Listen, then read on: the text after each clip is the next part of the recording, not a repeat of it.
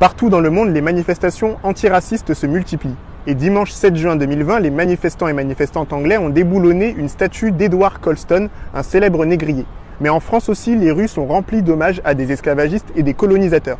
Prenons par exemple Joseph Gallieni. Joseph Gallieni est un administrateur colonial français qui a envahi ce que l'on appelait à l'époque le Soudan français. Il a ensuite imposé la domination française aux Tonkin, puis il a été dépêché pour écraser toute résistance sur l'île de Madagascar. Il a écrit de nombreux livres disponibles gratuitement sur Internet dans lesquels il explique ses objectifs et méthodes. Je les mets dans les sources. Sa méthode de colonisation s'appelle la politique des races. J'ai déjà expliqué comment ça fonctionne dans une précédente vidéo, vous pouvez voir sur ma chaîne Instagram TV. Mais en gros, pour développer la colonisation, il se base sur les théories racistes du penseur français Arthur de Gobineau, connu pour son ouvrage « Essai sur l'inégalité des races humaines ». Pourtant, la France est remplie de statues, d'avenues, d'écoles, de stations de métro nommées Gallieni. Il y a des hommages à Bordeaux, à Rouen, à Lyon, à Grenoble, à Nouméa, à Fort-de-France, à Cannes, à Brest, à Toulouse et encore plein d'autres. Notamment à Paris, il y a une station de métro qui est nommée Gallieni sans aucune explication pour comprendre qui il était. Et surtout, il y a cette immense avenue Gallieni sur laquelle je suis actuellement qui traverse l'esplanade des Invalides à Paris, qui est l'une des avenues les plus prestigieuses de la capitale et qui est consacrée au héros colonial concepteur de la politique des races. C'est à peine croyable. Comment peut-on espérer lutter contre le racisme en France quand personne ne connaît cette histoire ?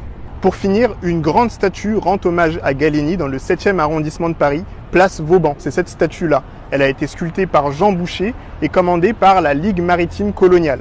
Elle a été inaugurée le 11 juillet 1926, puis vandalisée par des militants et militantes anticoloniaux en 1927.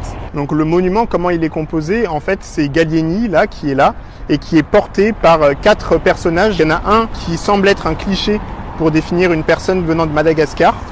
Ensuite, il y a un personnage qui est un cliché pour représenter les personnes d'Asie, puisqu'il a été au Tonkin. Ensuite, il y a un personnage qui est un cliché pour représenter les personnes venues d'Afrique et qui est à moitié dénudé, puisqu'il a été au Soudan et au Sénégal. Et enfin, il y a un 4e personnage, je ne sais pas exactement qu'est-ce qu'il est censé représenter, mais voilà, il est là. Et donc ce sont ces 4 personnages qui représentent les peuples qui ont été colonisés par Gallieni et qui le portent. Enfin, franchement, c'est extrême. Moi, franchement, je sais pas. En tant qu'afro-descendant, tu te balades dans la rue et tu vois ce genre de monument en l'honneur d'un héros colonial, ça fait mal en fait. Franchement, je sais même pas quoi dire. Et voici ce qu'on peut lire sur le socle de la statue, donc qui est juste en bas ici. Il y a écrit « Au maréchal Gallieni, la ville de Paris ». Ce monument a été érigé à la suite d'une souscription publique organisée par la Ligue maritime et coloniale française. Donc ça, c'est vraiment une commande de la Ligue maritime et coloniale française. Je crois que juste tout est dit en fait. Mais il faut savoir que Gallieni n'est pas le seul héros colonial français à qui on a fait des hommages. J'en cite quelques-uns au hasard. Vous avez Jules Ferry, vous avez Faidherbe, vous avez Lyautey, vous avez Colbert, vous avez le commandant Marchand dont le monument a déjà partiellement été détruit par un attentat dont j'ai déjà parlé dans une autre vidéo.